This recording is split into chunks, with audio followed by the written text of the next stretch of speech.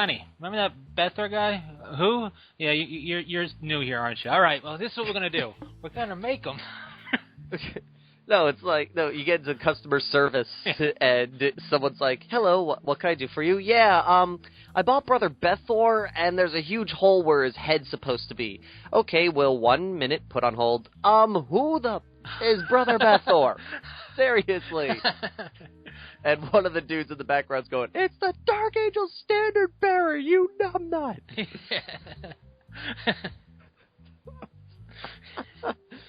Basically. And it's like one of the older dudes that's like the janitor. Yeah. They don't want to get rid of him because he might be good someday, but he's so out of touch with everything. Yeah. He's the janitor now because he's the one guy still saying they should do Throne of Skulls, and they just don't want to hear it anymore at board meetings. Yeah. Yep. And funny enough, for all of you fearless gamers out there, the way that we are talking right now, you wouldn't believe that just not like maybe 5 minutes ago we were having a pseudo-heated argument via text messaging about fluff and how things would be handled in a new codex. Well, it's more like we're both deeply disappointed in Cypher. Yeah. That's really awesome. Like, it wasn't even heated like, you're wrong, he's good, no, he's bad. We just hate him. And it's more of like, how can they fix the hole they wrote themselves into with him? Because it really is a hole at this point. Now, don't get me wrong on this front here now. What's funny is, don't get me wrong with this. I love the character. I hate what they've been writing about him. Oh, the concept is cool. Yeah. He looks cool. Oh, yeah, like, having a dude that's like a notorious Fallen that no matter what they do, they just can't catch him is awesome. It's cool until you realize they just gave him that plot armor so he can't get caught. It has nothing to do with anything. He just bamfs out of existence and it's like, oh, bye.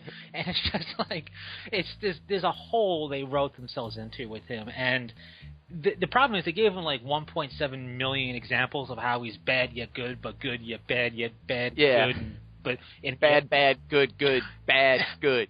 And it's just to the point where it's like, oh, stop. Just put him on ice for like a decade or something. Stop. Just stop. And just have Gav have him like be put somewhere for now where he can be ignored for a while. It's like, I get it. He's kind of out of touch with time, which is also dumb.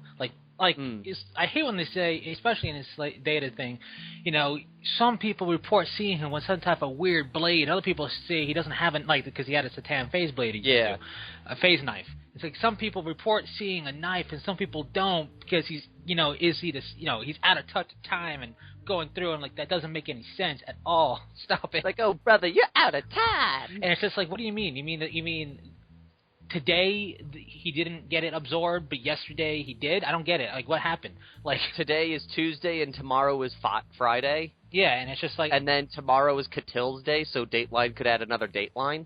It just, that was dumb. The fact and him responsible for the death of a chapter is also dumb. Like they basically Supermaned him. Yeah. And the point of what's bad about him right now is not that it's bad writing, it's bad concepts for that writing. And because it's decently written, it's just a terrible topic. and that hurts it. It's the same way I feel about the fact that they're remaking Point Break. Point Break. I am not a cinema buff. I am not a wannabe critic like you have on the internet out there in droves. I am not somebody who thinks that is cinematic glory incarnate. It's just Point Break. I'm someone who's only seen parts of it. Right, I've seen it. And by the way, that movie is 24 years old. Yeah, I'm older than that movie. Me too. That's enough said. But it's just, I could have, like, it came out in 91, and if you asked me, Point Break, when it came out, I would have said, I don't know, mid-90s? I did not realize it was that early in the 90s that it came out. Yeah. But anyways, they're trying to take it too like, here's the deal. There's nothing about Point Break that makes you think, you know what would be great? A remake. There's nothing about it. They don't even have Gary Busey. If you don't have Gary Busey, I'm not interested for that. But he needs to do more things. Because everything he says is gold. His Fire TV commercials are fantastic. His what TV commercials? Amazon Fire TV for Gary Busey. Okay, let's see here. Those are like the hey, I'm Gary Busey. I'm smart Gary or something. No, it's just Gary. It's basically Gary Busey. Probably he didn't even know he was recording a commercial. It's probably Amazon Fire TV. It's like like it's a TV that knows me, it understands me. Like, and it's just I'm convinced they just set up cameras in his house. He didn't even know he was filming a commercial. It's just him being Gary Busey, because that's the kind of stigma Gary Busey has these days. Like, that's who he is, and that's what makes him great. Let's see. And Gary Busey meets Amazon Fire TV. Yeah. And you know what? I watched the I'm with Busey TV series that came out in 2003, I think it was. There was a Comedy Central reality TV show where like a low-level comedian at the time basically followed around Gary Busey's life. I don't know why, but there was one episode in which he wanted to be cryogenically frozen, so he had a kiddie pool filled with ice and ice water, and told him, you got to come in periodically and top off the ice. Okay. Because he's Gary Busey. But anyway, my point is Point Break, right? There's nothing about that. There's nothing even about that for controversy's sake you're going to see it. Like, if they said, we're remaking the original Godfather, that would send up alarms, right? People would chastise it, but more often than not, they'd see it to see what they can say bad about it. Okay. Because, that's something that would happen. This is Point Break. This is like jumping the shark of remakes. Like, people have been making fun of only thing Hollywood's doing is remaking old stuff. This is like jumping the shark because there's nothing redeeming about Point Break. They surf on a wave at the end of it. Yep, and Keanu Reeves shoots up into the sky. Yeah, and the thing is, like the lead actor guy, who I guess he's taking the role of Keanu Reeves. I honestly don't know. It's like they had him. They said, okay, wardrobe and makeup, make him look like he's from the '90s, but exists in modern day. Make him look like he's trying really hard to impersonate Keanu Reeves look-wise. It's just not good. He's got blonde hair and whatever, but someone did a comparison trailer. But like, look, honestly, I think they jumped the shark officially in the world of remakes because it's Point Break. It's not cinema gold here. It's Point Break. It's not something like you could have. Yeah, it's just the young it's one of those old-fashioned action cop films. Yeah, barely, right? Barely, because it involves like surfing and shooting into the sky and skydiving. Yeah. But like they could have done this film and not called it Point Break and not involved surfing, and it would have been fine. Probably it probably just was skated along, and it's not going to do any better or worse for being Point Break. It just feels like, okay, you guys are really reaching now at Hollywood. What happened? What happened? One of the actors is named Busey. Brucey, sorry. But it's just like, what happened, Hollywood? What happened to the, cream of the crop mediocrity that you've been doing? You're doing Point Break now. And you know what? I get True Grit, because that's a really old movie. When they remade True Grit. That was sufficient time. And I guess you could say 24 years is kind of sufficient, but I think unless it's a really good movie, it needs 30 years. Honestly, if it's really good, you can go for 20 or earlier. I mean, not too much earlier, because then it's like, hey, remember that movie made 5 years ago? Let's make it again. Unless it's Spider-Man, you're trying to make a good trilogy, then that's acceptable. But you know what? Okay, the guy playing Keanu Reeves was Cobra Commander in G.I. Joe Retaliation. Oh, he did a fantastic job in that because he looked like Cobra Commander, and he didn't look like that. But it's just to me, I'm like, the shark has been jumped. And left five miles out. Exactly. And you know what else? Speaking of shark jumping, I think X-Wing is jumping the shark with bringing Palpatine into the equation. It's a little. I would be a little bit more like, what if it wasn't him in the Epic game? They should make a thing where he should only be in Epic, because Epic is the more cinematic style. That's more like the how GW wants 40K to be played right now scenario system, and he should only be tied to the super vehicle that he's coming out with. I mean, it's just it's the Emperor of a universe being brought into the equation pretty soon. You know what I mean? His ability is also kind of weird / interesting. Yeah, I was reading that, but I just looked at it and went, all right, I get, you don't get me wrong, like, a Luke Skywalker is a power, like, the idea of bringing Luke in could also be, you could say that, or Darth Vader, but this is Palpatine. This is basically the big bad, right?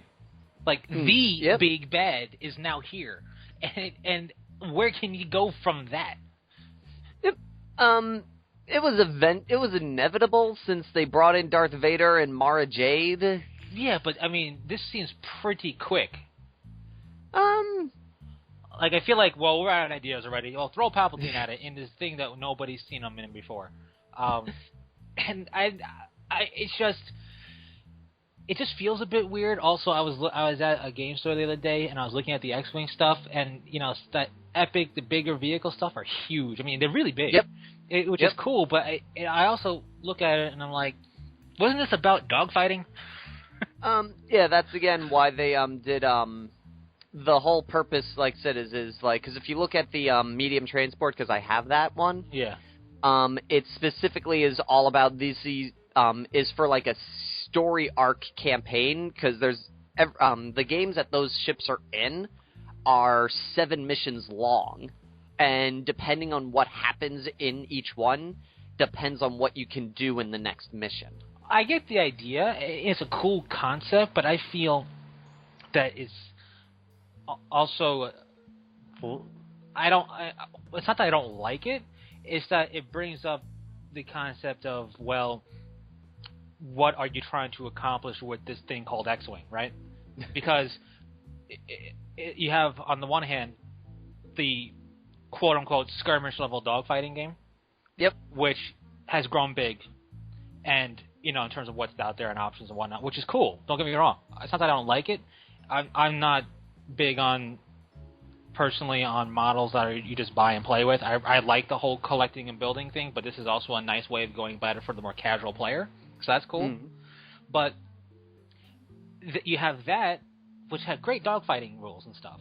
And, and then you had Star Trek butcher it. But then you had, and then they went, you know what we need to do? What Star Trek did, but make it with Star Wars big stuff, and then not butcher it in a way, but still feel like, okay, here's an example. You have 40K and you have Apocalypse. Yeah. You can collect into that no problem. I feel like this is more limiting. Either you're going epic or you're going, not that you can't play both, but I feel like you can't just translate over. You know what I mean? It really, I think, feel-wise depends on the players in that run, because like I said, X-Wing is like, it's right now, it's like very tournament-y, the way that it's played. Yeah. And Epic doesn't do that, and so I think it's like newer players, I feel, would be able to translate between the two easier, because they're just like, oh, there's 2 versions, awesome. And then you have the guys that have been there for a while, it's like, no, this is a tournament game, and dig your heels into the sand, because you don't want to play these super awesome epic things. Well, I mean, like, collection-wise, I feel like oh, you play, let's say you've been playing on the X-Wing performance side of things. Yeah, jumping to $100 for an epic model is a little thick pill to swallow. Right, and I'm not saying they don't, like, I've seen, what was it, the runner, the blockade runner or whatever it is? The medium transport or the Rebel thing. Corvette? I think the Corvette. Yeah, the Corvette's the bigger one, then there's the medium transport, which is the baby one. Big. I mean, its and price tag is suitably justifiable, in my opinion, for what you're getting, right? It's a big, well done, looking good, but still, this went from being this casual skirmish game to hardcore price territory. You know what I mean? Yeah. Well, definitely, I am going to be one of those guys that I will be super happy if I get the Imperial Raider one day because it just looks awesome, and I love the fact that it's brand new, that Fantasy Flight made this from the ground up with LucasArts' help. Yeah. But I'm just sitting here going, like, one, very few people around here play Epic. And so it's really tough to get somebody to play an Epic game nowadays, because I'm like, hey, anyone want to play Epic? And they're like, no, I only play tournaments. But my biggest issue with X-Wing as of right now is I feel, don't get me wrong, I love the game. I play, a bunch of my friends in my new little league thing just started playing, and I'm like, sweet, because more people to play. Yeah. But I feel now, and they're more casual players, which is great for this game, because because I feel it's gotten, don't get me wrong, with the Warmachine group here, I still, I'm not trashing Warmachine at all, but I feel Warmachine's in the same boat as this is. It's gotten to the point where if you don't buy the new thing, then don't bother playing. And that's why I feel X-Wing has gotten to this point now with, because, I'm seeing, there's two versions of Slave 1, apparently. There's the Imperial version, and then there's the Most Wanted or Scum and Villainy version. And if you're not playing with the Scum and Villainy version, then you might as well not be fielding Slave 1 because he's not that good. And it's like, wait, what? Yeah, which to me doesn't make any. It's Slave 1. It's what's yeah. what? Apparently if he's part of the Scum and Villainy faction, which is a totally different faction, it's a third faction in the group now. There's certain abilities that his Scum and Villainy version get that his regular Slave 1 version doesn't get. Now, and question. It's much better. Because I don't play the game at all. Question. Yes. Is Slave 1 drastically sized or different where you can't just take the Slave 1 you already own and play it as Scum and Villainy? I actually don't see a Scum and Villainy, version of him listed here. Well, that's good. Because if there was buy Scum and Villainy, it's like, yeah. Really? It's Slave 1. And it just says Slave 1 expansion pack, yeah. And he's still listed as an Imperial version. But I've been hearing now, again, also people out there who play, correct me if I am suitably wrong. I could be wrong and what I'm hearing is misinformed. But I could have sworn I heard somewhere that one of the packs comes with a Slave 1 card that makes him workable for Scum and Villainy. That's much better. Right. Well, I mean, that aside, it's just that that at least it's not you have to buy you have to buy two Villainy, versions. Slave 1, which makes no sense because it's Slave 1. Yeah. It's not like, hey, you know what I did? I added spinning rams. It's not. It's just there's no reason. Oh yeah, okay. He's in the IG-88 pack. As far as there's a new card for him. Okay. Yeah, there's a card for Slave 1 called Emin Azami. It's a Slave 1 vehicle, and you get him with the with the IG-2000, which I was gonna buy until I found out he's only workable in Scum and Villainy. Gotcha. I like IG-88, but I don't want a third faction. Right. And his new ability is it's another likely to shake up the bags. In his is almost without peer as a bomber, like any capable player. Blah blah blah. He can use the one straight template, however, Emiz may instead choose to use 3 straight. Okay, he has more options for dropping bombs than Slave 1 does, and I think he has one extra weapon upgrade. Right. Well, it's just, firstly, a third faction. Not that it doesn't sound like it's the biggest of deals initially, but that's a slippery slope for something how this game started, right? Yeah, it's supposed to be Imperials versus Rebels. Yeah. It's a slippery slope because, you know what's going to happen? Droid faction next. Wait, what? Where did that, Yep. Now, I'm completely just joking here, but yeah. That's a very real possibility. Now, and it really started off as a dogfighting skirmisher game. And yep. It can still be, tonight, it's very, just like any game. Like 40K, you can play 400-point casual, no problem. Yeah. It's called Combat Patrol. You can be casual all you want about it, but the game is really the whole point is to collect a full-on army and play. Here, you can do the casual and stuff like that, but they're not offering $60, $70, $80, $100 models for you not to go and expand your horizons and play it. That's the goal, is to get you to buy these things. So this is just another example of the natural progression. No matter what starts off as skirmish, it will always evolve to become army level. It's inevitable. That's how you survive. But it just feels a bit odd when you throw Palpatine into the equation. That would be like... It did throw me for a little loop where I was like, they're bringing him in? Like, and it's not because, he's overpowered or he's like the equivalent of the Emperor in 40K. Yeah, for anyone who is curious about it, his special ability is once per turn he can change one friendly vehicle's dice marker to something different. So if there's one dude that missed, oh wait, it hit. Oh wait, he dodged. Yeah. He gets to do that once per round. Which is cool, and, it's not like he's broken. It's not like it's unfair to have the Emperor of the Empire. But it's just, why is he there? Right, it's just, he is the head honcho of the Empire. He is the head bad guy of what the rebels are fighting against, right? It would be like, putting the head honcho into insert evil group here, right? For anything.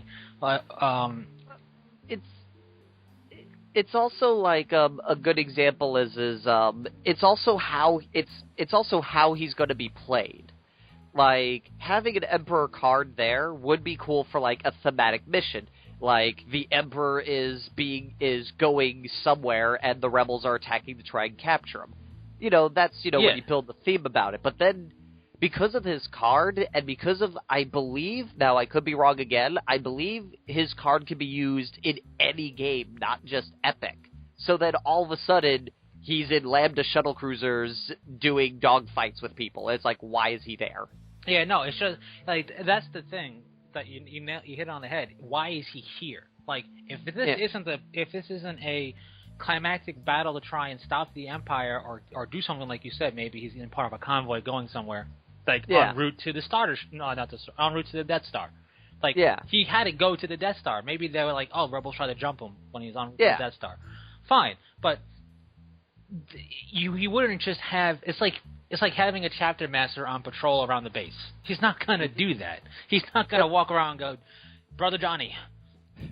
Security is secured. I'm going to check out that plasma relay. I heard there was some incident there. Yeah, I know. He's not like, there was a meteor that struck down nearby. I'm going to check it out. No, he's not going to do that. It's the equivalent of Azrael going, you know what? I heard there's some janitor dude on some planet. Yes. I'm going to go talk to him. For no reason. Yeah, no. He doesn't go out for rumors. He goes when they capture him. Yeah, but it's just like, for me, it would be like, and it's like, okay, StarCraft, right? Yeah. It would be like Arcturus Manx being at the base of the very first mission of where you fight against his groups. At that random outpost on the backwater nothingness. That's what it's like. It'd be like, why is Manx here? He's the big bad guy. He should be back on his capital planet. He should be at the final mission. Yeah, he should be in his capital planet surrounded by legions of guards. Like, why is the big bad here? Like, it's like, why is Kerrigan walking around a desert planet without any Zerg around her? Or why is the Overmind just chilling on this asteroid? With nothing. Like, it doesn't make any sense. Like, to have the Emperor just, here's the Emperor card. He's here now. And like I said, looking at the print here, he can be used in regular games. Right. He takes up two. It looks like he takes up two officer slots, and he's 8 points. But like, still, it's like, wait, like, just reading this now, he's not an epic. Yeah. Like, he's not just epic. So that means, oh wait, the Emperor in standard play, which shouldn't even be a thing. Yeah, he should not be, like, if he was just epic, then I would be making the more point of, it's okay. But since he can be used in regular games, it's like, why? I mean, this is why, to go to the 40K example, in the older editions of books, they had a point limit that which you had to be at least 1,750, 2,000 points to field the big bad chapter master. Yep. And yeah, that was the thing. That's 2,000 points to play certain characters. And they did that because he's kind of a big deal. He's not just going to be at this skirmish. And getting rid of it, whether you like that or not, it's just, this is the head honcho of the Empire. I mean, yeah. I don't have to explain it. We all know Star Wars. So you mean to tell me I'm fight this Imperial force is getting attacked by Rogue Pilot 1, Rookie Pilot 2, and Y-Wing Gold Squadron dude. Well, the Emperor's got to take care of this one. Yeah. Let me show you boys how it's done How in it's my done. robe. In my robe and cane. Right, like, it doesn't make any... It's just... If it was a mission thing, if it was something like, okay, you know, like you said, more of a campaign-driven Emperor is around, makes much more sense. Like, this would almost be like the only reason why I say it feels like they're jumping the shark is because it's just the Emperor's here, no real story-driven thing, he's just here. Yeah. It's like, my Lord Palpatine, why are you here? Want a soda? It's like, what? I was thirsty. Oh, I was getting some juice. Yeah, I was getting some... Thirsty. It's like, just wanted a soda, and then I saw a bunch of sparkly lights out in space, and I decided, I want to kill some rebels. It's like, what? It feels odd. Like, there's no restriction, and it's the big bad. Like, you could say what you want. You could compare Luke Skywalker to him. Is Luke a thing yet? Luke has been a thing since the beginning. All right, I just wanted to make sure he was. I wasn't sure it was him or whatever. Which, it makes more sense because, as we see in the films, he's almost everywhere. Yeah, also, he is not... You can't... I mean... He's not a leader. He's not a leader. He's a leader, but he's not running the rebellion. Exactly. He's just the most famous pilot out there, and you can make the argument that the Rebel Council is like trying to get him to be more of a desk jockey, and he's like, no, I'm going out to the front because that's where I belong. Yeah, and also you could just... Yeah, he's, you know, especially with the... Well, he's a powerhouse, yes, but he's not the Emperor. He doesn't lead an entire... He's not running the whole empire, thing. Right? And he's Luke Skywalker, Jedi Knight. Yes. That's really all he is. And that's, I mean, he's a big deal because of the movies and stuff, of course, but he's not a leader, so he can be everywhere. Yeah, a good example for anybody is, like, if you read a lot of the books, he has no say in any major decision. He can do what he does what he wants, and the leaders will either just say okay, fine, or berate him for it. But there are a couple of times where he's been like, I can't do anything. They're like, why not? You're Luke Skywalker. I'm like, yeah, but the dude in charge said I can't. You know, you see the difference here. They no put one me is in telling timeout. Yeah, you know, the Emperor, no one's telling the Emperor he can't do something. Yeah, he's kind of the Emperor. He can do He's stuff. kind of the dude making all the rules. They can put Luke Skywalker in timeout. They can't put the Emperor in timeout. Another also example is like Darth Vader. The Emperor could put Darth Vader in timeout. Exactly. I mean, he's... You know, that's a little different. Those are two dudes. Yes, they're big and famous, but they're notoriously known for putting themselves in the front line. Yeah. When did the Emperor come out in the films? Never. When he thought he won. And even then, he didn't really come out. He said, I'm here, come to me. Yes, he went to a space station and said, you know what? If people know I'm here with all of my fleet, including my Super Star Destroyer, maybe they'll come and I'll win.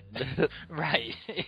That is true, and that is the big difference. Like that's also why the reveal of the Emperor being a thing in the original films was really cool, because you're like, that's Darth Vader, and you're like, wait, Darth Vader has a boss? Yeah, and you're like, holy crap, he's kneeling. Yeah. He never kneeled. It's like, uh-oh. But that's why when I looked at it, I went, why? It's like, it's so just, here he is. He's a dude. He's whatever. I mean, he's not a model, because he's a card, but it's a thing. Yeah, like I said, like, this would be like I said, if I ever get this, like, set, you will never see me run the Emperor outside of an Epic game. Right. Like, it just will never happen. It doesn't make sense. It does not make sense. If Chewbacca can live with Ewoks, then you must acquit. Oh, you know, I watched episode 6 recently. Okay. And I gotta be honest, I don't like watching episode 6 past a certain point because of the Ewoks. You don't? What? Out of curiosity, what point do you wish to stop? I wish to stop at the moment they get caught at the generator. Okay, when they get caught trying to blow it up the first time. Yeah, and if I could just figure out a way to just skip past the whole Ewoks come everywhere, the rest of it's fine. It's the Ewok thing, and I've watched it, and I watched it with a clinical eye this time, and I'm like, no, really, unless it's an ATST, nothing shoots at the Ewoks. Yeah. The stormtroopers and scout troopers run after them as if they had no guns. Like, literally run after them as if they have no guns. They shoot at the guys with plot armor, of course, but only the ATSTs really fire at Ewoks, like, a lot. You'll see occasional stormtrooper shots, maybe, but it's just the ATST, and really just the one, because the other one gets captured pretty quickly. Yeah. He does get captured pretty quickly. Another one gets destroyed, and I'm just looking at it going, you just were in a standoff with firing rapidly at the everything already. Why are you chasing after the cute little fluffy thing? Shoot it and murder it. What's wrong with you? It's not that I don't like. It's probably my least favorite of the original trilogy is Episode 6, to be honest, and mostly because of the Ewoks. Like, wasn't it originally supposed to be like a whole? Wasn't it supposed to be like basically the what? I just forgot the name. Wookiees? Wasn't it supposed to be a place for Wookiees originally?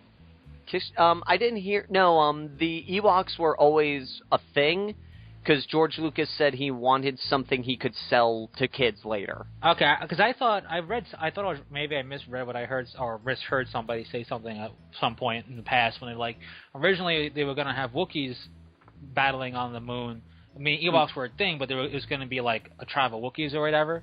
But that was cut out because of Chewbacca. They wanted Chewbacca to feel more like, not, they'll stand here then. But I never heard that. The only thing I heard revolving around Return of the Jedi and the Ewoks was that they were solely created because George Lucas needed something he can market to little kids.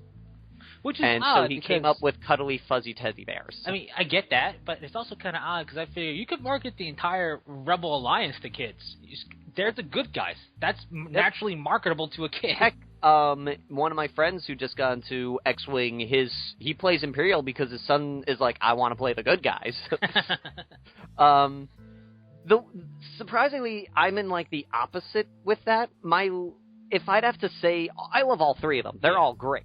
But if I had to say one of them was my least favorite, I would have to say... Now, I'm going to get a lot of flack and probably get a lot of dislikes on this video for this, but as awesome as as Empire Strikes Back is, and I will admit it is the best out of the three, it's not my favorite. Which is fine. Return of the Jedi is my favorite film, actually, mainly because of I think I like it most because that's the movie where Darth Vader gets redeemed, and I love that scene. Oh, that's a great scene. But like Empire Strikes Back, I'll sit there. If someone says Empire Strikes Back is the greatest one, I'm like, you're right. That is the best made one. I don't like it. Well, that's fine because you're not one of those people who go, it's terrible. You understand that you understand the reasonings behind why it's held so high. Oh yeah, there is damn good reason why that movie is praised the way it is, and it deserves it all. Unlike Citizen Kane, that movie is beautifully shot, but it does not deserve the praise it gets. You know why? Another reason why I don't like 6 that much. Okay. It's not that I don't like 6. Is why the original 3 is my least favorite. Least favorite is because, and this is even before the prequels, they did dirty to Boba Fett. I actually love that scene. It's a broomstick to his backpack. That I have no problem with maybe him getting foiled, but a broomstick to a backpack. The reason I love that scene, and the reason that I hate that they brought him back to life, is because he had such a huge rep like, as being this awesome dude, if you're already dead when you see him coming type of thing, and he gets beaten up by the stupidest mistake, and I love that because it's like, you could be the greatest being in the universe, it just takes you to make one stupid decision, and he made the dumb decision of thinking Han wasn't a threat and said, I'm just going to stand 2 feet away from him and shoot at the guy that's 30 feet away from me, thinking he's going to hurt me more than the dude that's right here. Which he's completely right in that assumption, because that's the dude that cut his gun in half. That is jumping away. But the thing I don't like about it's a cool tragedy type of, I get it, and I even like more that canonically he's brought back, because it's a testament to Mandalorian armor and the gumption of his upbringing, and I like that. It's like beyond all odds. You don't need the Force to do truly amazing things, is how I look at it. What I don't like about it is it's not like he had a push me to fly button on the back of his back. It didn't make any sense. Like, it would have been better if, like, he goes, Boba Fett, where? Spins around and, like, clocks him in the head with the broom and knocks him off the thing. That would have been way better than I literally tapped his backpack and it decided to go flying. Like, it made no sense. Like, we look at it, it's super silly. It does make no sense why the backpack goes off, but I still think, I was like, you know what? I always love that death. Like, that's probably, out of all the deaths in the films, that's probably my favorite. It's just, if they did something else, like he's not trying to hurt Boba Fett, he clumsily bumps into him. Something where it's more than just boop, fly. It doesn't make any. And then I hated it even more because of Episode 2. I'm like, not both of them with jetpack problems. Yeah, that was a little like, what? You mean to tell me they both die because of their jetpacks? Yeah. Is this supposed to be just for foreshadowing convenience? And you know what? That's why I further called BS on his jetpack in Episode 6, because that one didn't just decide to fly when he got trampled. It didn't just fly off. I mean, granted, it didn't fly at all, but it didn't just decide, hey, you know what I'm going to do? Fly. And it got trampled, so. The one thing, though, interesting enough, the reason he dies the way that he dies is because George Lucas didn't think he was that popular of a character. Like, when he came out in Empire Strikes Back, he's like, oh, this guy's got, like, maybe got 2 lines and, like, maybe 5 minutes of screen time. No one really cares about this dude. So he just kind of didn't think about I get him, that, and how wrong he was. And he sat there, and I give him mad props for this. He actually came out and said, you know, I was thinking of redoing scenes with him to give him more action screen time in Return of the Jedi, but then I remembered what happened with the whole Greedo thing, so I decided not to. And I was like, good move. You at least learned from your mistakes. Well, yeah, I mean, it's good, but also that's a difference between, you know, severing Han Solo's body digitally to make him get out of the way and adding completely extra scenes before a character dies. There is a little bit of a difference there. There is a difference, but at least he's aware to think, you know what, anything I make him do is probably going to come off stupid. I mean, maybe. Because that was his thought process. He was going, everyone didn't like the fact that I decided to make Greedo shoot first, so I'm probably going to make Boba Fett do something that everyone's not going to like. I can see that concern, and you know what? For me, it's not even that Greedo shot first. It's the how they made it completely, like, not even professionally done to make him shoot first. When you watch it, you go, yeah, no, they didn't even try. Yeah, that scene. I'm sorry, the way it's done originally, that defines Han Solo. And that makes him coming back at the end that much better, because you sit there and he leaves and you're like, well, okay, yeah, this kind of fitting. He did just shoot a dude, you know, without provocation in the beginning. So yeah, he's gonna leave. Oh, holy crap, he came back. You know. Yeah. No, I get that, but he has also other stuff that's like, I gotta get out of here. I'm just in it for the money. But it's just, if you want to make Greedo shoot first, fine, you know, it's your IP. You make it shoot first if you want. Just give us the common courtesy to at least reshoot it. Yeah, it's not a good scene. now. No. What used to be a really great scene kind of is ruined. Right, and like I said, I love that Han shoots first. It really does help with his whole smuggler mentality. Han Solo is the scoundrel. Every scoundrel that comes across in Star Wars video games and RPGs is because of Han Solo. Yeah. So I'm okay. Most sci-fi scoundrels after the fact were because of Han Solo. And you know what? Did it ruin a little bit of character development because he shot first and didn't care? Yeah, a bit. But if it was done well, I don't think it would have been that much of an outcry. The fact that you just cropped the top half of his body over a few bits is terrible.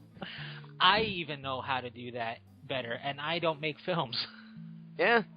You could have easily, at the very least, it could have been easier to just separate his head and make an anchor point and rotate it, and it would look a little bit better than his head just chopping to one side for a second.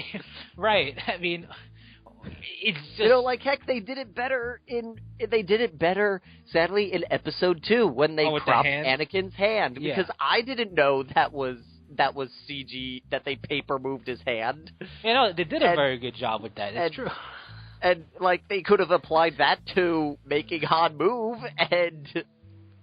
It was funny story about that, I want to say, is, when I first found out that, Anakin's hand is fake in that scene, the way, now I don't do special effects that often, I just started really doing it actually with the Door and Pour videos that we did, and it's funny, I'm moving my hands like you're standing right next to me, and you're 5 states over. Yeah, right. If I had a camera, it'd be visual gold. When I talk, I move my hands. I'm like, nobody sees me right now. My cueing, my accenting, my words doesn't matter. Yep, and Elena, who is Italian, is making fun of me for talking with my hands. All Italians will do that. So, you want to be Italian, you're talking like an Italian, or it's a good way to get a point across. And you guys got lucky with the stereotype being yours. Yes, but anyways, Phil was the one who told me how they did it, but he described it as, they put the hand on a stick and moved it upward.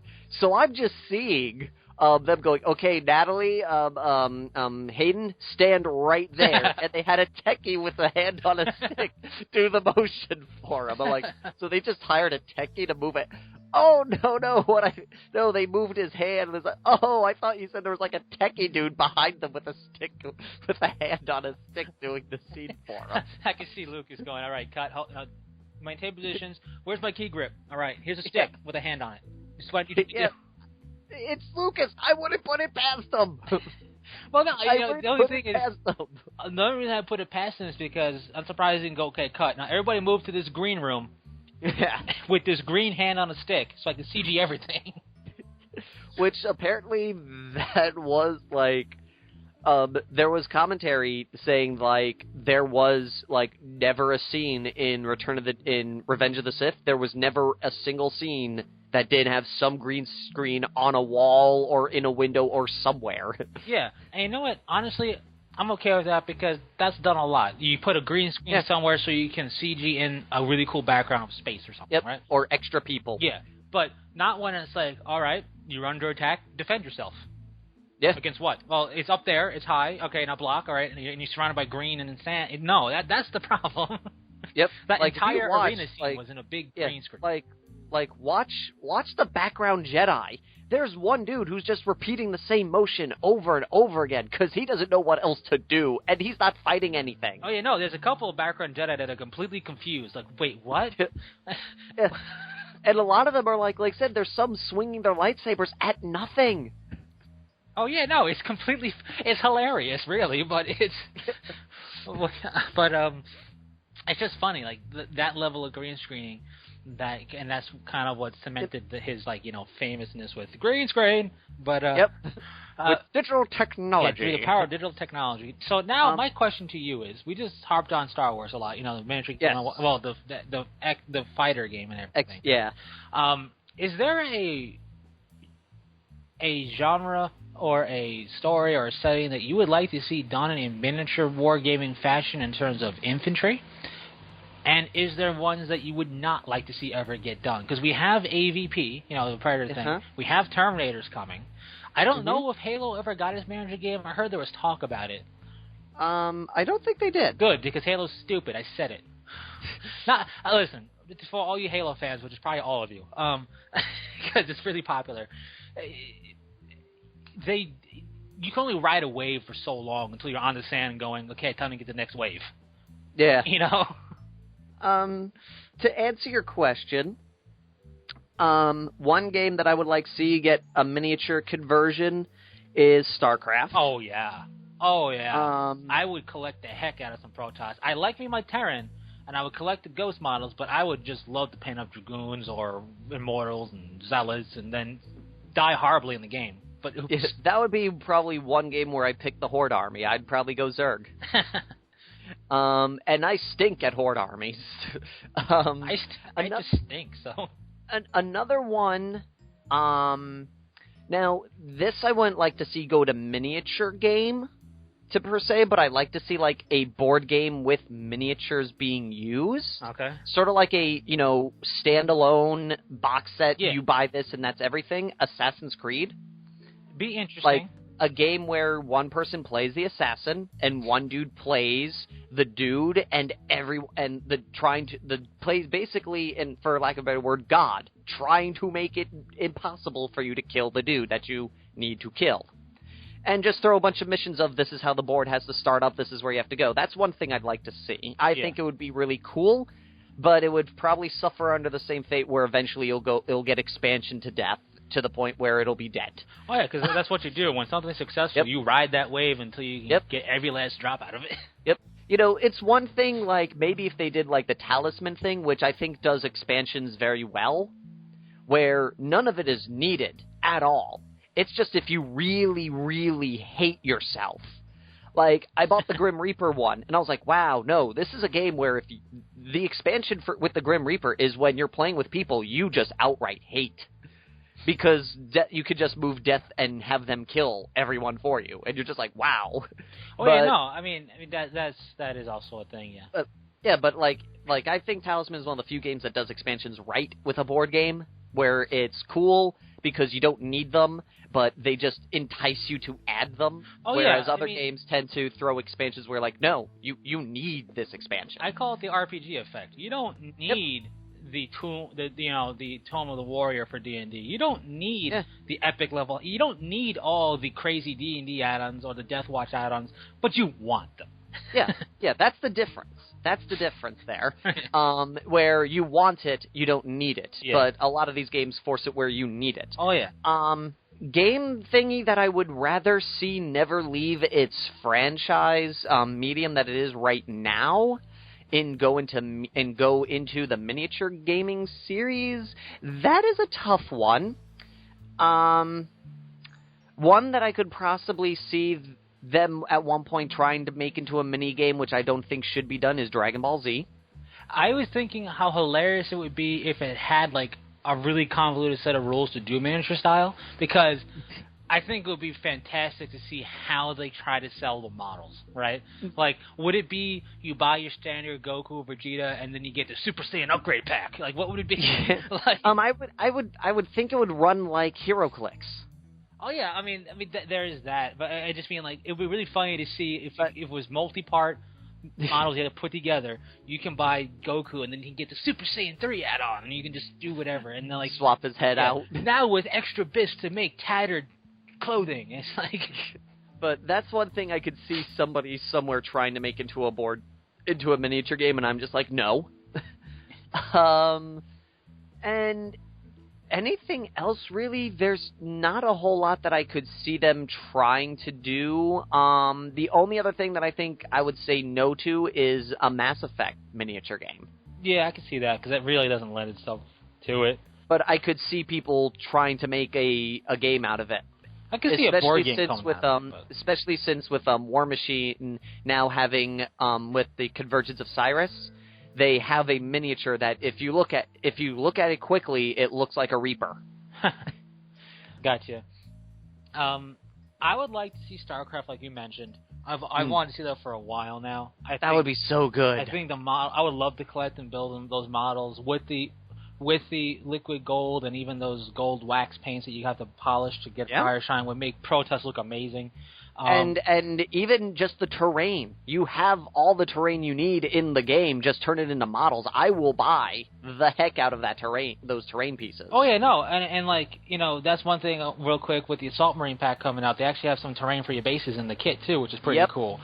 Which, going to go back to that in a minute. Yeah, but that's just cool right there. But with Zerg, they could make creep tiles and stuff, and it would be cool. Yeah. And seeing what they can do with Terrans, I would love a siege tank, ghosts, stuff like that. But I think I would end up collecting Protoss because depending upon what you had to collect, of course. I think a Dragoon would be great to paint. If they did aircraft, that would be interesting. That's just a really cool world that could do it. I think it could definitely do it and do it well. Another one I'd like to see, honestly, is Diablo. I think an angels versus demon thing, straight up through the angelic and demon war. That kind of sets the whole thing in motion, just because I think it's a fantasy setting I could get behind, to be honest. It's a pretty cool fantasy, but I think it would suffer like what X-Wing is going from right now, whereas you have the two factions to begin with, but then eventually it'll dilute itself trying to add extra factions to capture more people. That's any game. Any game can try and dilute itself and add factions. I mean, you can't stop. Like, with StarCraft, they could have Terrans, but then it could be, okay, now you're Rebels versus, Arcturus Confederacy. You could have Mixed Confederacy versus... That's a case that could definitely come up. Because, why would he have Jim Raynor and then, a Confederate ghost? It doesn't make any sense. Yeah. But that's here and there. I think if they did the demonic But I feel war, Diablo, I think, would suffer a little more from it. It depends on how they are. If they build it as it's just Diablo, then you're gonna go, I want a necromancer. No, but if they do it as Diablo the Fall or Diablo the Awakening, where it is straight up the battle of angels versus demons, where that nearly got Diablo captured and set the whole the prelude that set everything in motion. They would have a lot harder time diluting it because, this is the prelude. This didn't even happen on Earth. This happened in hell and in heaven. It's nowhere near. Yeah. It. But I just want to see those. I would like to see those models, both sides of the equation. Those would be some sick looking models. That would probably benefit quite honestly, from a Warmachine style of system in terms of being played. Yeah, that definitely would be better for that function. And actually, I have a curious question for you. Yeah. Which version of Diablo did you like more? What do you mean? Diablo's form has kind of changed between 1, 2, and 3. Oh, it completely changed between 1, 2, and 3. Yeah. Which version of him did you like more in terms of look? Oh, that's tough. Because the first one just looked god-awful because, graphics at the time. Yeah. But honestly, the first one and the second one were really close to each other. The third one made so much sense, and I liked how they evolved them. The problem with the third one for me is that it just didn't feel, because it was more slender, it just didn't feel like they should have made him a bit bigger.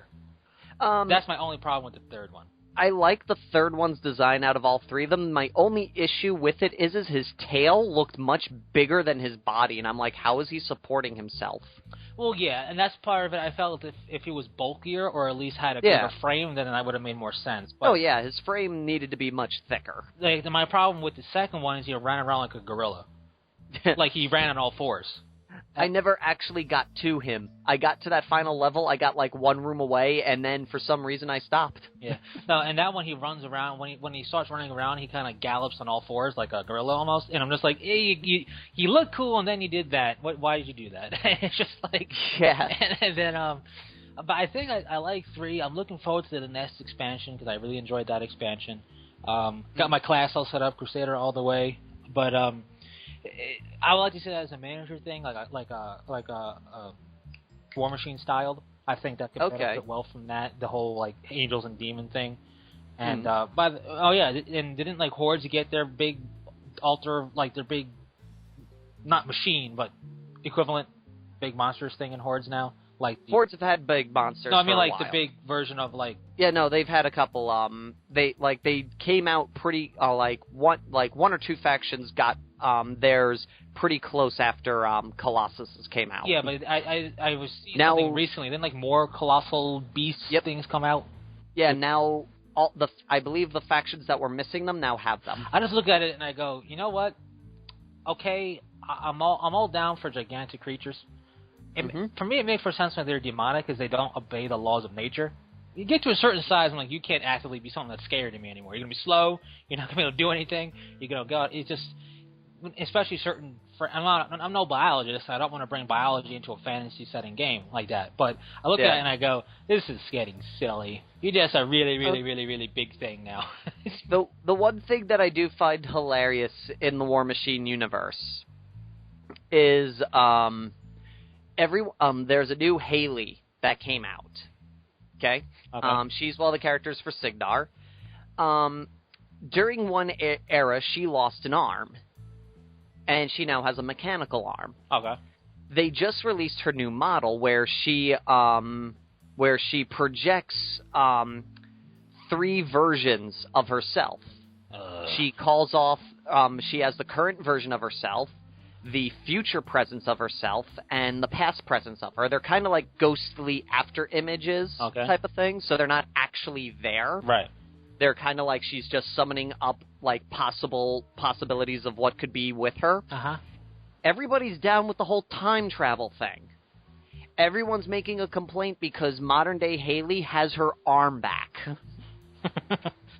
And one of the press gangers at my store is like, I love how everyone's okay with time travel, but are all going, arms just don't grow back. Yeah, right. And forget magic or anything like that. But well, the one argument I can give for people with the magic thing is they've pretty much established that they can't magic limbs back. You can't. That's why they gave her a robotic limb, because they're like, we just can't magically put your arm back together.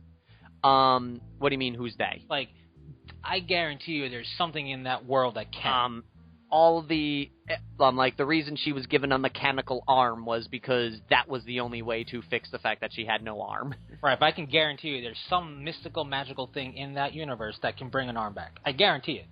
I guarantee it because it's magic, and there is no limit aside from the fact that our mages are not as good as the mystical stuff. You know what I mean? Like our mages are just not that good. We can turn you into a sheep, can't turn you back. Don't know what happened. But like, yeah, but that's the one thing everyone's arguing over here is the fact that she has her arm back, and everyone's like, what happened? That's kind of funny.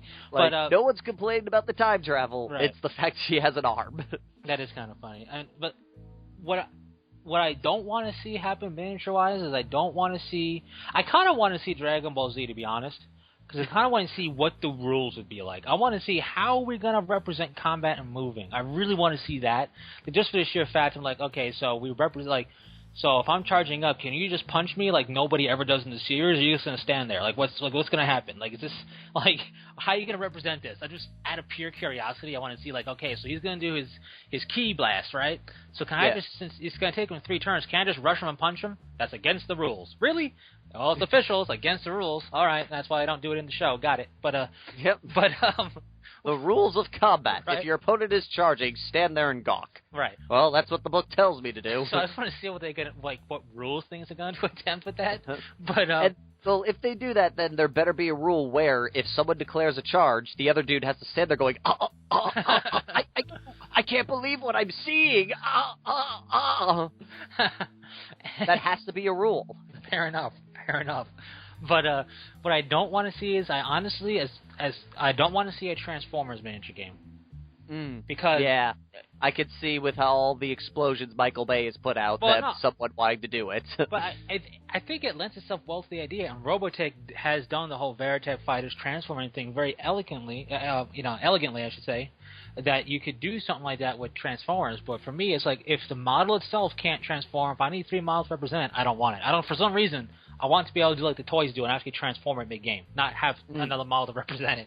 But also, it also brings to the fact that what we see are basically all hero-level stuff. Like, there's no real rank and file amongst Transformers. Yeah. And it would turn to, like, DBZ, but with robots, you know what I mean?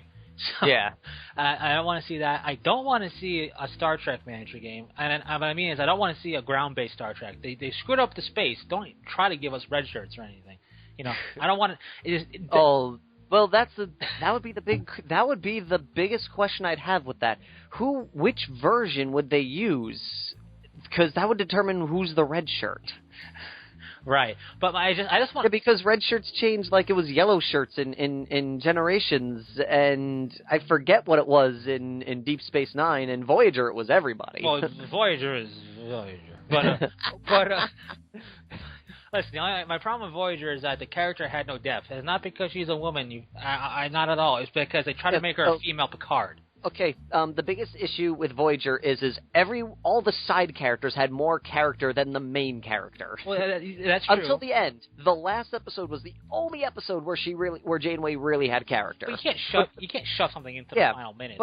But the biggest issue is she clearly had Kirk traits. She clearly had Picard traits, and she would switch between them depending on the episode. Like, there was one episode where she's like, give me the data. I want to run some tests myself. It's like, when did she say she was a chemist? Oh, it's because they need her to be a chemist this episode. That's why she's a chemist. And then in another one, she'd be an expert in temporal distortions. Oh, yeah, of course, because you're a captain. That's what you do. But it's just, they didn't give her anything. She wasn't unique. Like, Kirk and Picard are two very different captains, and that's what made them special. As Phil would say, she had traits, she had no personality. Right, and the thing is, though, it's like they went, we need a female Picard, but every so often, she also has to have Kirk tendencies, because people won't take Star Trek seriously if they can't relate to Kirk and Picard tendencies. You want to hear something really creepy? What? If you take every episode that Q is in, and replace Janeway with Picard, you will notice no difference. I believe it. I really because she talks exactly to Q, exactly as Picard does. And the whole reason I brought up is not because she's a woman, because immediately when I say I don't like Janeway, it's like, well, you don't like women characters. Like, no, it's nothing to do with that. It has to do with the fact she had no character. I was like intrigued. I was like, a woman captain? Interesting. Because when you think about it, with Star Trek, it makes sense. The whole having like a black female, on the cast of the original one, and not just being in the background, but being important and having the whole thing with Kirk. Yeah. That was very, revolutionary for its time. And then they did further progression and stuff with the idea of, AI and is that intelligent life? Is that data and all that? What is data? And then having a female captain just completes the package. And it's like, that's the perfect thing to make sense in a Star Trek universe. And then they butchered it. They ruined it. But I don't want to see that on the ground because it does not lend itself to a ground game. What are you going to do? What are you going to do? It just wouldn't work well. And then if you threw Borg into the equation, you lose, because Borg will they take the first hit, and then your weapons, they're immune to your weapons. Yeah. And then you're like, well, uh-oh. But, so I wouldn't want to see that at all. And I really will, as much as I would be curious, I don't want to see anything hero-y. No Marvel, no DC type of miniature game. Click, fine. Click your heart out. But I don't want to see it turn into like a miniature game, which is a different thing than a click game. Which I think Batman already has. Which... if that's the case, But yeah, I'm pretty sure Batman now has his own miniature game, because I was at the War Store's warehouse, which you kind of feel like you're going into an underground illegal operation when you go there, because you have to walk through a greenhouse that's being used for plants. That's fantastic. And it's a farm. Like, you remember when we went to the Duck Vineyard? Yeah. Literally, if we just went around the band, we were there. Oh, yeah, no. It's way out there. And, because that's farmland out there. It only makes sense. Hey, it's a farm. And it's, from my understanding, it's I believe, now I could be wrong, totally, but the way that this is set up, I'm pretty sure it's a farm owner, group. They had one extra, barn piece attached to a greenhouse they weren't using, so they turned it into the War Store. So you're walking in and you're seeing plants and vines and vineyards, and you see these two, classic Farmer Joe dudes just standing there, and they nod to you, and you walk into this rickety barn, and then you go into shelves full of nerd stuff, and you're just quick, let's get here before the cops get here. And that right there would be the caption of this entire podcast: shelves filled with nerd stuff. If that's not the title, I'm walking out. and there's a Batman miniature game there. Because one of my friends pointed it out, going, "Oh yeah, this is a Batman miniature game. It's so good." I'm like, "Oh, I was okay with it until I saw it, because before I saw it, all I heard was you talking about it existing, so it didn't exist for me. Now it does." I just don't like that concept because it doesn't make sense. Like, what makes sense is clicks. This clicks and miniature games, people, especially new, don't realize how different they are. Yeah. They really are, because Click is like a really watered-down RPG session. Yeah. And miniature games are peons trying to achieve glory for the masters, essentially. You know, it's not, well, unless you have Emperor Palpatine in your standard game. But otherwise, it's dudes, maybe you know them, maybe you don't, depending upon the story and the game that you're playing, trying to achieve victory. It's not, big name dudes all the time, right? Yeah. And that's why I don't like it for that. Another one I don't want is I don't want Warcraft to try and become a miniature game, because all it's gonna, you know what Warcraft's gonna be like if it were to try? It's like if Warcraft and Hordes had an illegitimate baby. Warcraft and Warhammer Hordes, if they had an illegitimate baby, it would come out as Warcraft. Yeah. And that would be terrible. Also, yeah. I don't know what Warhammer, that's what I meant, Warhammer and them. I don't know what Warhammer Fantasy, because I totally did not say Warhammer, is doing. I know that, it's trying, that is one thing, because honestly, it's the only real fantasy genre, and I say that because, not that Warmachine and Warhammer Hordes isn't, it's a heavily steampunkified, steampunk is just a spice, Yeah. It's not a setting, it's a spice on a setting, and Warhammer Hordes is fantasy, but heavily steampunk. Like, if you like do you like spicy food, then you're gonna love all the steampunk on this stuff, right? That's Warhammer Hordes. Warhammer Fantasy, it has steam tanks and has some steampunk tendencies, but it's more par for the course and less steampunk universe on a fantasy setting. And it's only with one faction, or two factions that actually have it. 2, maybe 3 if you start delving into some Chaos Dwarf fluff. But but that's not really a thing. Not anymore. It's only in fantasy. It's only in Forge World's side of things that they make models for it, and everybody just kind of goes whatever. But if Warhammer Fantasy and Warhammer Hordes had a illegitimate baby, it would come out as Warcraft, because Warcraft has more steampunk tendencies throughout all the factions, particularly the dwarves, but also is trying to be more fantasy like Warhammer Fantasy is. But for all the big fantasy genre war games, it's really fantasy and Warhammer Hordes. There's really not much else out there. I don't really put Malifaux in there because I don't really know what Malifaux is considered. Because Malifaux. Yep. I don't know. I've seen it. I saw Cthulhu in it.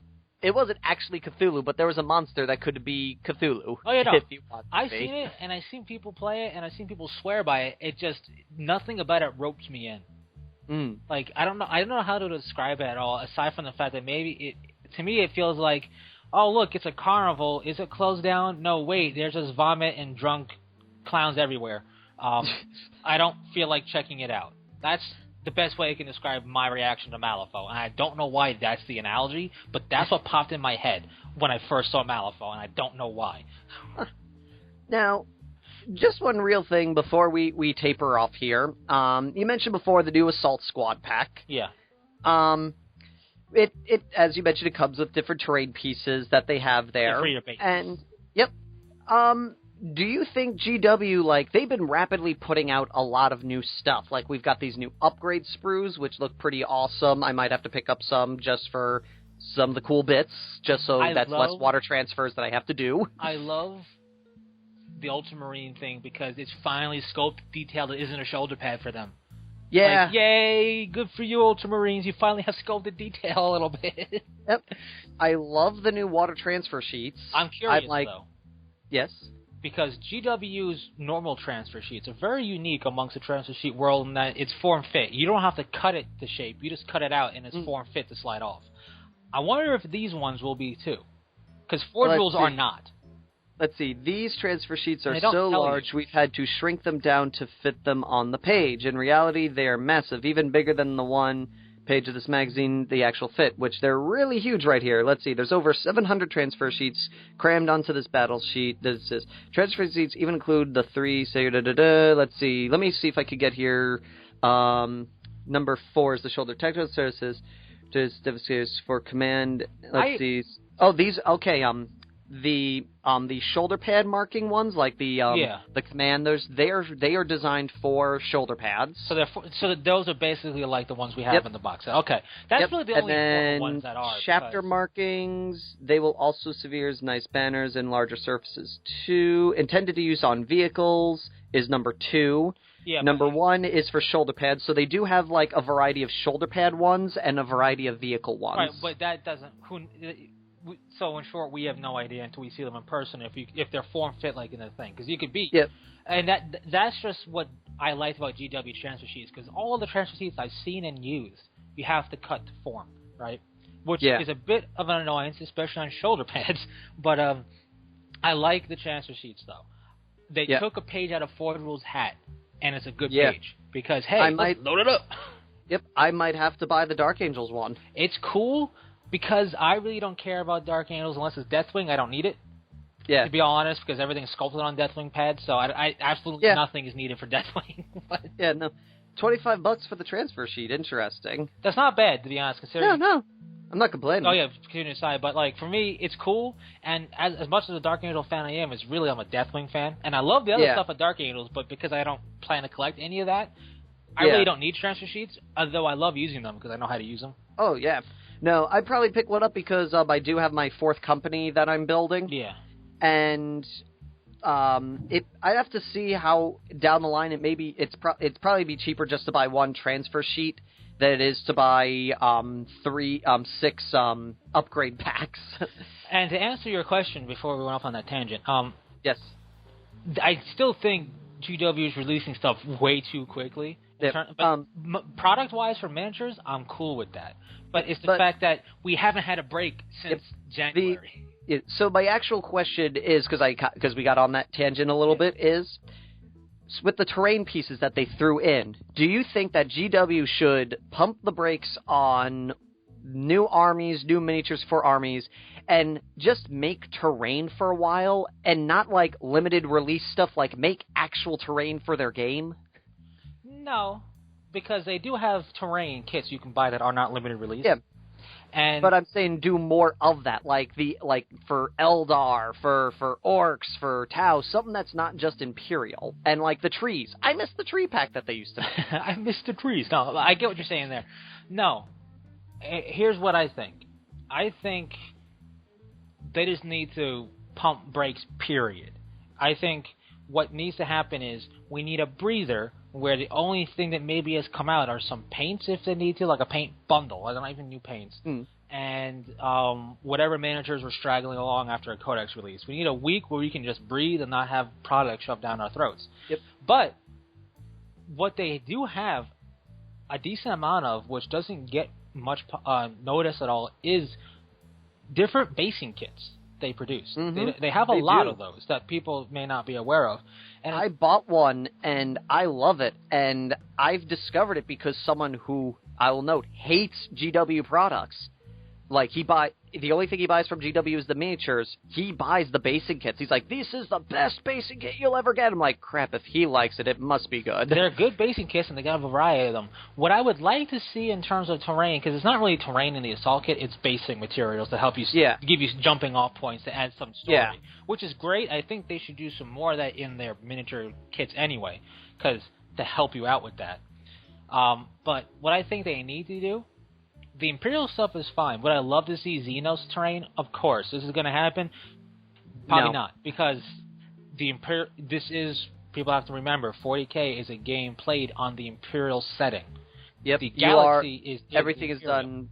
Yep, the The entire game is in the Imperium's point of view. It is. It's in their point of view. It's on their space. The Tau are invading Imperial space. The Eye of Terror is vomiting forth into Imperial space. Everything's into Imperial space. Yep. And Eldar and stuff just happen to be in the way. Yep. The only two factions that can make an argument that the Imperium are invading their space are the Eldar and the Necrons. Particularly the Dark Eldar, because we invade the webway. Yeah. You know, the planets manifest destiny. The Necrons will manifest destiny again. Yeah, we're invading. Don't forget us wrong.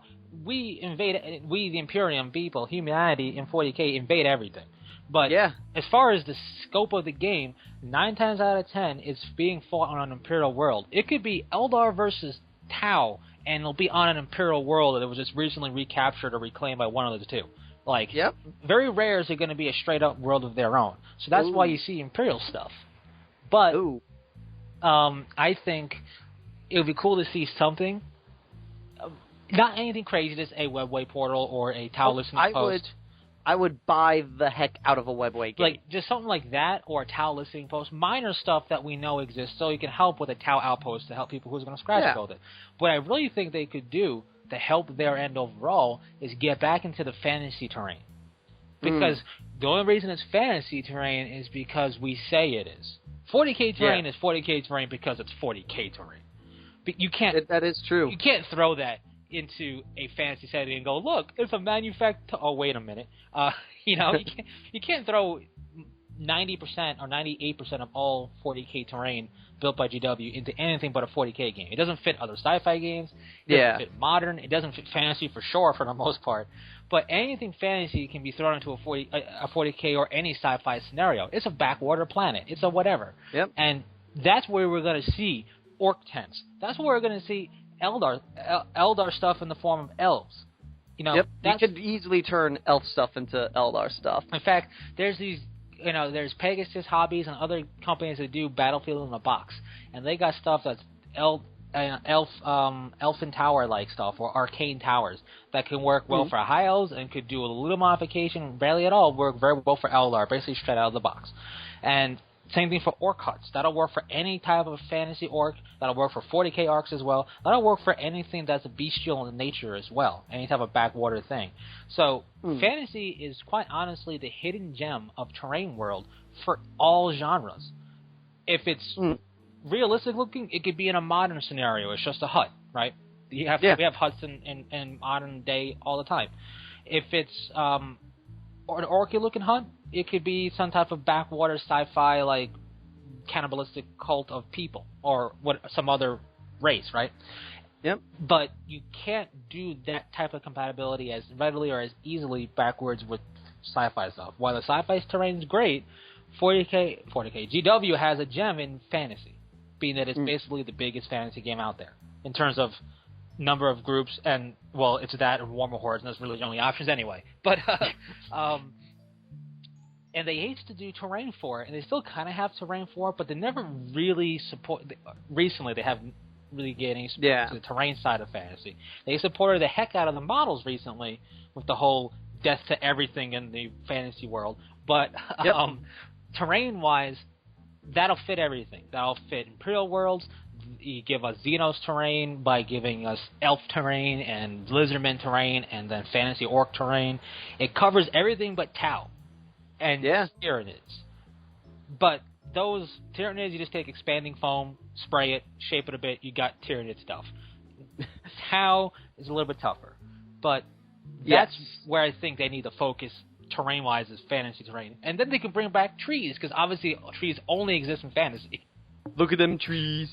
Look at them trees. But honestly, like, when's the last time you saw a tree on a GW sample board of 40K games? Yeah. And that's why I think if you want to get your trees back, you got to have them focus on fantasy, because there's trees in fantasy. We know that for sure. Or is there? There's the wood elves. No, they're actually metal. Metal elves. They're metal trees. We just tell them they're wood because the wood elves think they're special. So this has turned to a Mega Man setting where trees are even metal? Yes. Okay. And with that, we are out of time for the day. Thank you all for listening, as always. Yes. If you haven't yet subscribed, that way you get to these when they come out. Like this podcast. That way more people can see it. Exactly. And ask us questions. I mean, we just covered cinematography, kind of, remaking Point Break. yeah, Point Break. We covered the whole cinematographic universe. We covered Star Wars. They had a miniature game. And I am curious: is there a genre that you do or do not want to see appear as a miniature war game? And I have one other question for everybody, actually, because I overheard this when I was playing in my last 40K game. Star Wars Armada. There is talk that the game won't last that much longer, or it won't last that long because it doesn't have a quick set-up-and-go tournament style for play. It has more of a mission-y based campaign-y feel in its game turns. Do you think that the game is doomed to fizzle out and die? Yeah, and with that, do you think a game must be set up for tournament play? Yep. And with that, thank you all for listening, and until next time, Fearless Gamers, this is Matt the Vet. James the Wildcard. Saying take care. Point Break!